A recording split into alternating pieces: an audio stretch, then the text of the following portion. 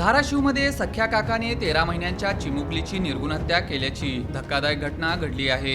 सदर घटना जिल्ह्यातील तुळजापूर तालुक्यातील तामलवाडी पोलीस ठाणे हद्दीत घडली आहे। या अमानुष घटनेचा उलगडा तामलवाडी पोलिसांनी अवघ्या 24 तासात करत संबंधित आरोपीला अटक केली आहे। या हत्ये प्रकरणानंतर गावात एकच खळबळ उडाली आहे। मिळालेल्या अधिक माहितीनुसार 28 फेब्रुवारी रोजी महादेव माने राहणार गवळेवाडी यांनी आपल्या 13 महिन्यांच्या मुलीला अज्ञात व्यक्तीने घरातून पळवून नेल्याची तक्रार तामलवाडी पोलीस ठाण्यात केली होती। त्यानुसार सहाय्यक पोलीस निरीक्षक गोकुळ ठाकूर यांनी घटनेची गंभीरता लक्षात घेऊन तात्काळ तपासाची सूत्रे हाती घेतली।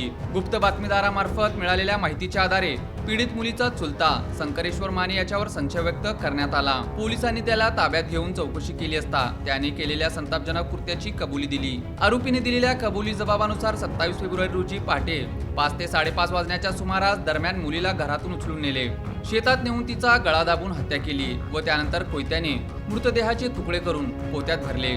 संधी मिळताच जवळील चारीमध्ये पुरून टाकल्याचे त्यांनी म्हटले। आरोपीच्या कबुली जबाबानंतर दोन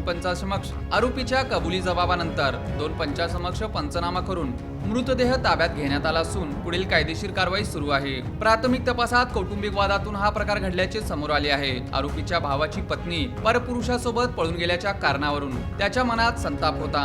तसेच पीडित मुलगी आपल्या भावाची नसल्याचा संशय त्याला आल्याने रागाच्या भरात त्याने हे कृत्य केल्याचे निष्पन्न झाले आहे। या घटनेने गावात एकच खळबळ उडाली आहे।